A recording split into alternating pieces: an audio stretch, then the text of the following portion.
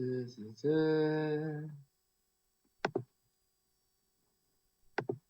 right, test 1, 2.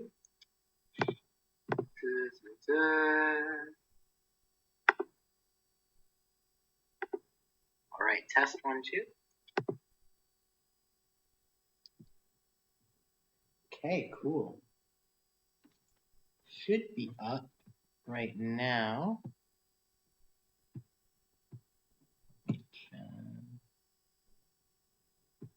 This is just a little tutorial,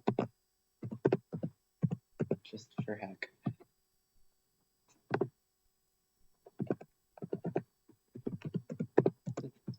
Let me double check.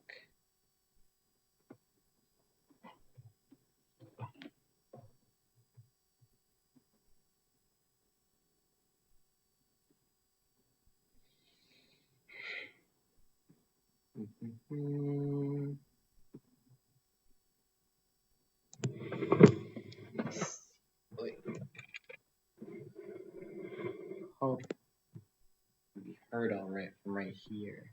Hi, heck. I hope you can hear me okay from right here. Just because I've got my computer mic set up, and apologies for the shaky camera, and using my phone so you can see Lollipop a little better. Basically, idea behind this is I'm just gonna run you through the features of this wonderful little module. To start, I've got a pretty dry drum beat.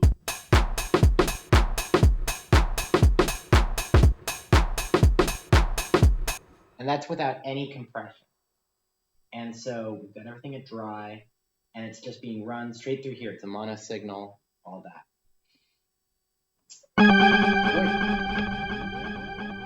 That was not a drum beat. I put my like elbow on the Volca keyboard. So if we're to bring our drums back in, slowly fade in the compression.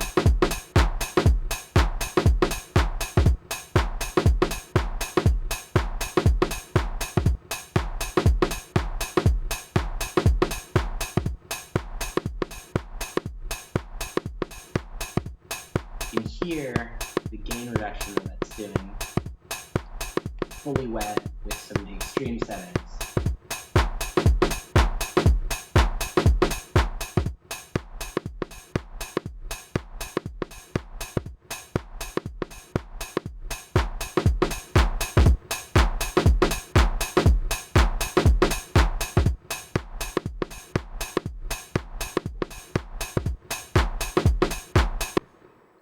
Now, what that kind of does is, well, so when you see on this display, what it's doing is, I can do this, take out the drum so you can take a look at this. What this is showing is it's showing the gain reduction. So what it does is it receives a signal in and follows the envelope of that signal, and then it will reduce the volume of the incoming signal according to that envelope. And you can affect like attack and release. You can make it snappy or make it go for a really long time. And then you can do attack, which kind of adds a little slew to the front of it. So this is better without you.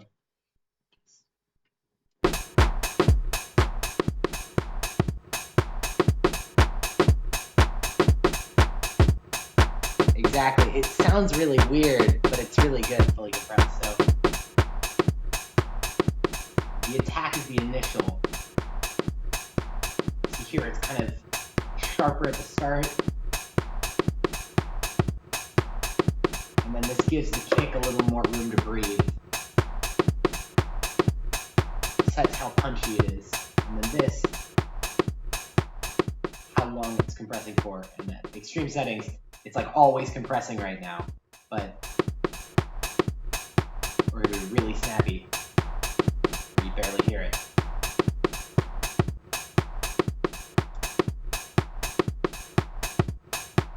So those are the kind of wave shaping, as it is, envelope shaping controls, right? Input gain is just the input, and I'll do some cool. This guy's got a FET and a Vactral mode, Vactral being a little cleaner. and it can do some really nasty compression, which sounds great, especially on drums.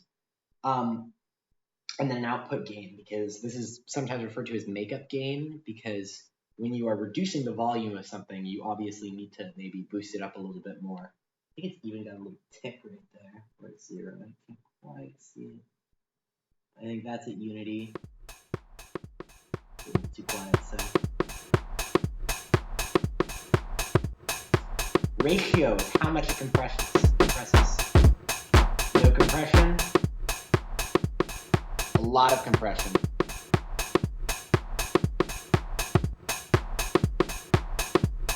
And lastly, threshold. So threshold is a little difficult to explain, but it's basically the volume at which it will start compressing.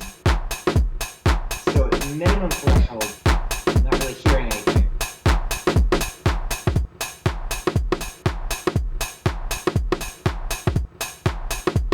Yeah, exactly. So this will compress more of it, kind of.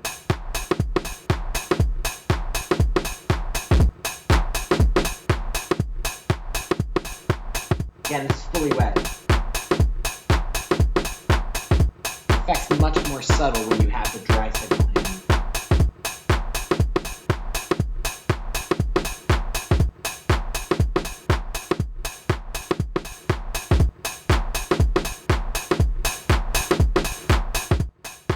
The other thing is that when you turn the input gain up really high, it will hit this compressor way harder, which will make it so that your threshold can be a little lower and you can get some interesting effects. You can play with the input gain versus the threshold.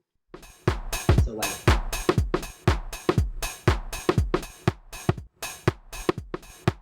it's really extreme.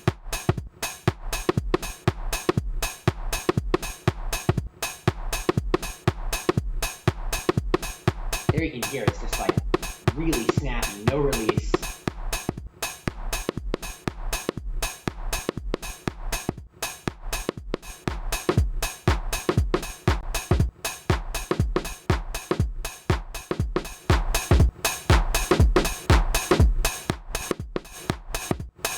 Crazy high.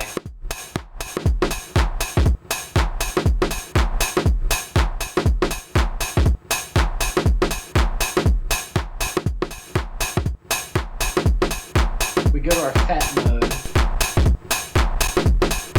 Warmer.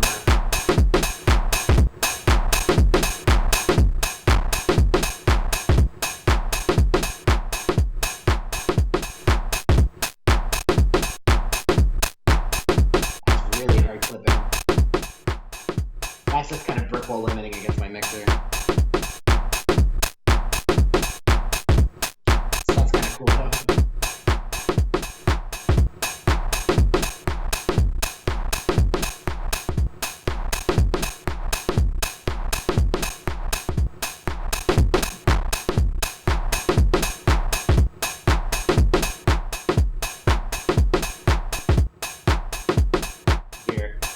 Very clean,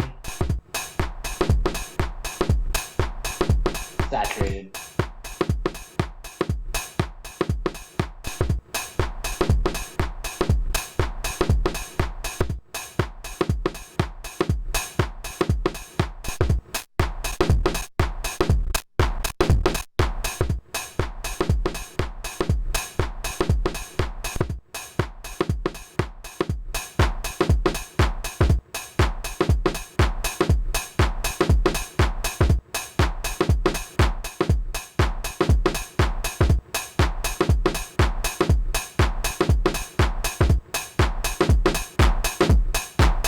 Here it goes from dry to wet, dry.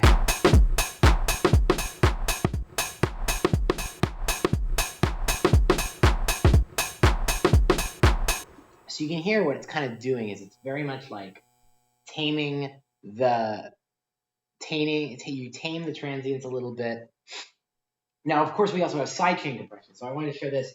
Now, this is actually just a normal VCA setup for sidechaining. So what I've done is I've got a per call envelope here. So if we unmute our bass and keep our drums.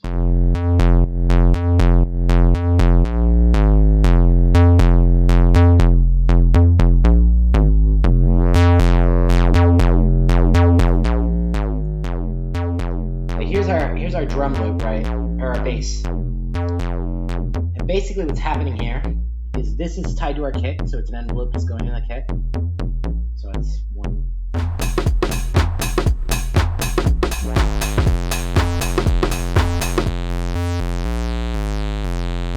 And basically, what we're doing is I'm just sending it through maths as an inverter, and then this inverting envelope is going into the mixer channel that this is in, and it's adding an offset to it. You can do this in so many ways. Maths is really good for it because what maths can do is with its sum feature, you can use one maths channel for the transient of your kick, or of your sidechain, which is good to have a little bit of release on.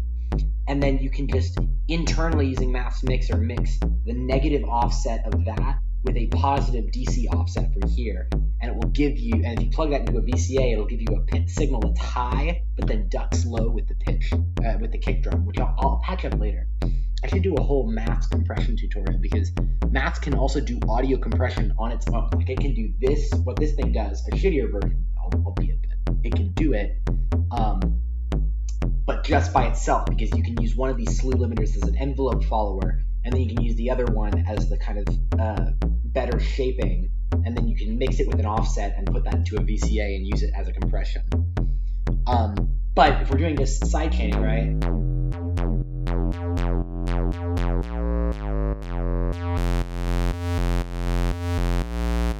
You're hearing a duck with the kick.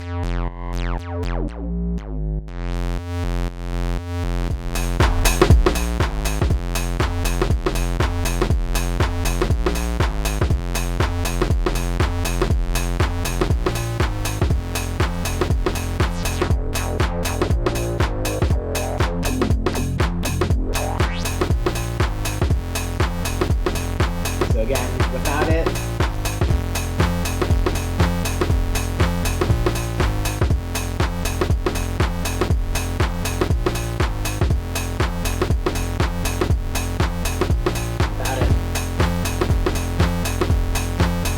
totally kills your bass drum or kick.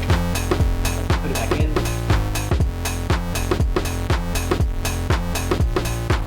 Makes it bounce.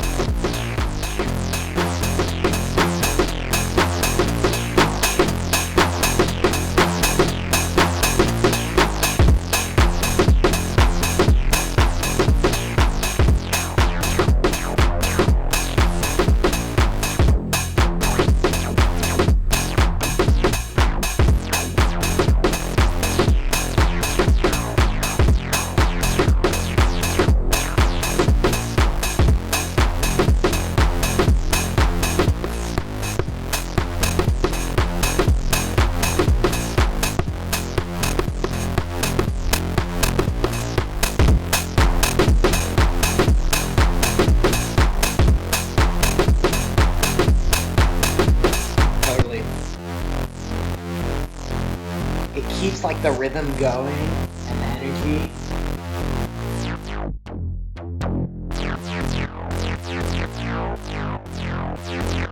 This is Polaris also, which is fucking crazy distortion on the front. This is just capturing pull-ups in the Polaris for this bass line.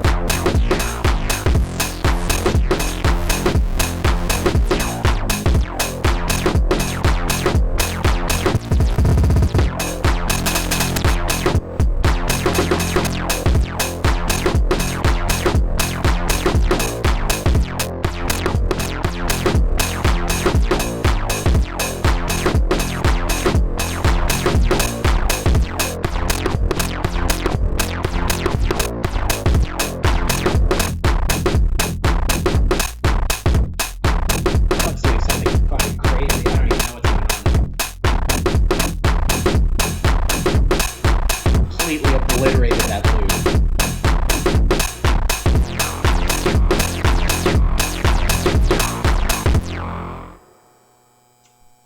That is just noise coming in from this thing. The other nice thing about Lollipop is Lollipop runs, this input gain is very, very loud. And like I've had some friends who come over with guitar sometimes, and I can run a guitar signal straight into here and pull it out, and it's like modular level. Like this thing goes really, really loud, which is good because you have the input gain and the output gain. So you can set the input gain uber high and get it just absolutely deep frying whatever you put into it, and then turn this down to adjust. So it's a great distortion unit too. And then so down here you have a sidechain on this one as well. So what you could do is you could put, you know, your drum loop into here.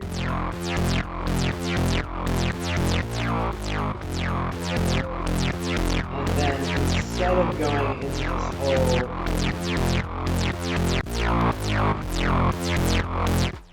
what you could do is instead of going into this hole, so let's just take these drums uncompressed, right? I'll put them in my aux in. Instead of doing those, like with the compression, what you can do is you can just take like a bass voice where I have lost where this one goes. Oh, I see it. Okay, hold on. And you can put this into. Oh wow, that was really loud. I apologize.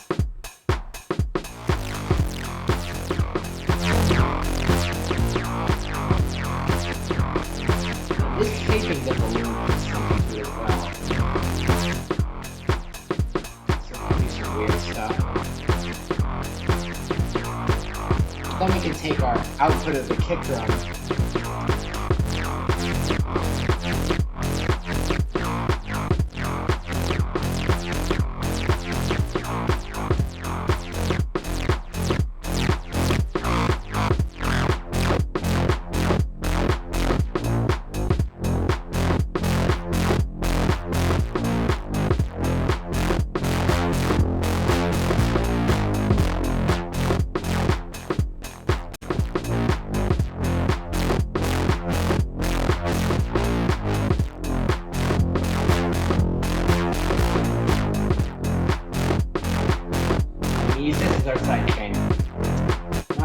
Also sidechain like your kick to like the rest of your drum pattern, though I find that the envelope follower already kind of does that. And then something you should note is two things. Firstly, so this one was a DIY kit from Thonk, all through hole, but this is the V1, and the V1 has a CV input over threshold, which you kind of never use. And so on the V2, what they've done is they've replaced it so that it now has a switch between unipolar and bipolar, and then the output of this envelope follower. So if you have your drum beat going into here, right? You've got your drum beat like going into here. Basically, this voltage output you can go and put elsewhere. So you can make it so your like compression like opens up a filter or wherever. Which is fucking rad. And then also they do sell a DIY kit of the V2 of Lollipop, so you can get the PCB. I bet actually, I wonder how much. It's like some of the electronics are on the top board. I remember like this bar driver, but I was thinking if you could put like make a Cosmo version of it, if you wanted to make a Cosmo one. I don't think it would be that bad. I guess you would need a big one of these. You can make a big fun VU or something. Anyways, you can get PCBs, like a DIY kit of this guy. There's also a couple other ones to look at. Is the Cosmotronic Messor, which it does a lot of the same things this does, but it is smaller.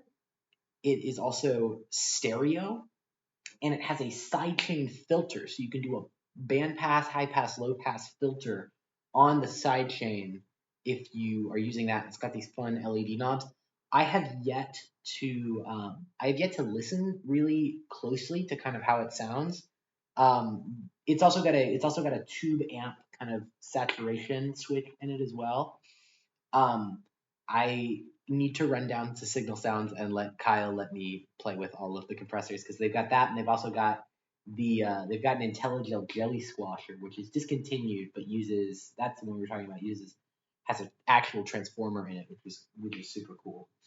Um, but yeah, other than that, compressors also. I know there's that really fancy. There's like like $1,000 like stereo one, um, and then the Danny Sound Dynamics. Yeah, sidechain's good for bass signals, and honestly, you don't need a fancy compressor like this for sidechaining. If you have an offset and an envelope like and a VCA, like you've got a sidechain, right? Um, doesn't need to be stereo. Yeah, it's more stereo if you're like outputting drums in stereo. If your drums only ever work in mono, then you are probably fine with like a mono compressor. Um, Now I know like Norns, for instance, which is pretending to be a Digitact, right? This has some like stereo samples in it where it's got things that are like stereo, so you'll hear them in both ears. Yeah, basic compressor. Yeah, I've seen that. I wonder what those one knob compressors actually do. Um, but just like what was more compression. I guess it's just kind of a tuned set of these controls, all sort of controlled by the same knob. I mean, it's just a lot of VCAs.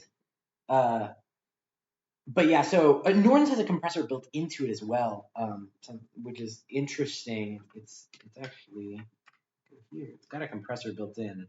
Um, I don't like this compressor as much as the integrated one just because it's harder to get it sounding really nasty like Lollipop. And these things are dialing these in is kind of abstract because it's like in milliseconds. It doesn't give you like a knob. So I don't really have a. Yeah, stereo by Data Bender. Yeah, so if you're doing it into Data Bender, you could totally like I mean, I guess it would depend on whether you wanna send your compression post data bender or before data bender. Envelope detector for Benjamin, yeah, that sounds about right, something like that. Where it kind of figures out by itself because like this can be automated. Like release could be just a fixed value. I mean, uh, ratio. The nice thing is this can do I think infinity to one ratio they call it. I don't know. Probably compressed before the bender. Yeah, I tend to consider it to be like a final mastering stage. So, but if you're doing like if you want to keep that compression clean, like on the beat, then before data bender, because data bender does all the weird like drum and bass glitchy shit. So like you could probably do it pre compressor. I mean, you don't do a ton of drum stereo stuff. Like a mono drum compressor is plenty good. Also, just definitely take a look at the Danny Sound Dynamics because that's also got an EQ and an exciter in it, which is super cool. Um, and so it adds like a little. You've got EQ, which is something I'm missing EQ right immediately right now, but I do have one of these kind of in the works, maybe secret. Um, Secret EQ. So hopefully this will solve my equalization problems. Um, we'll see if it works. But yes. Secret EQ. Yeah. Hopefully it'll come out good. It's my first surface mount board.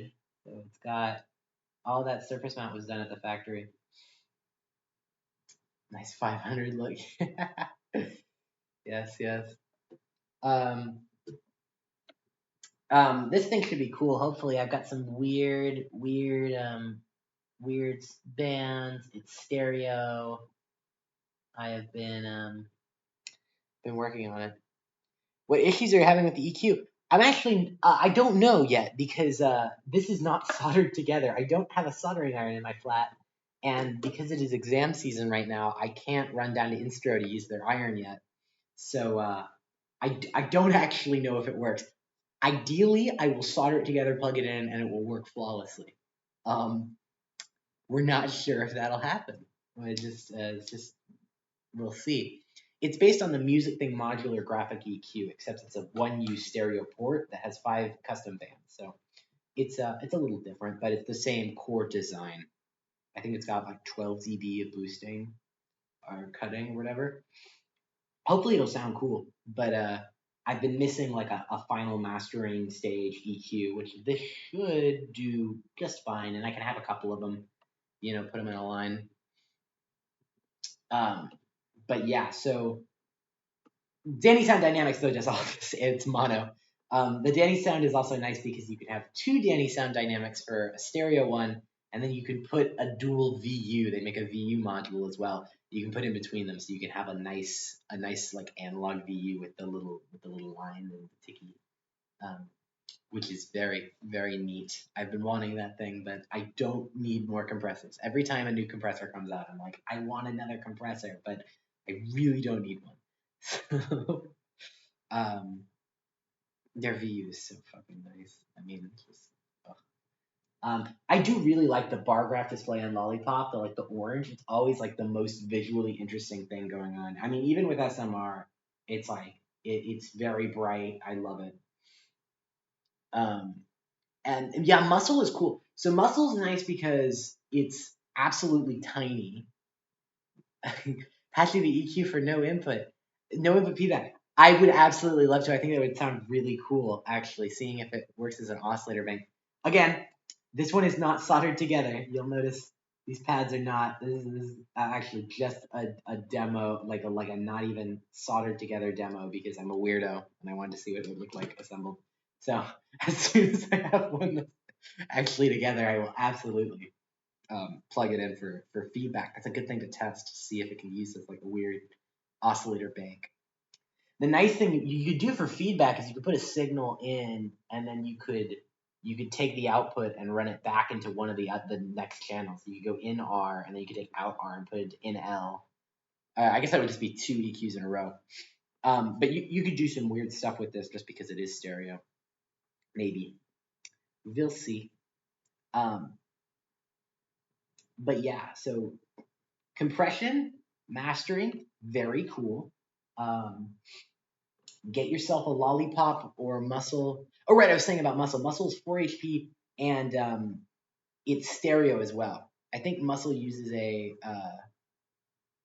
what's it?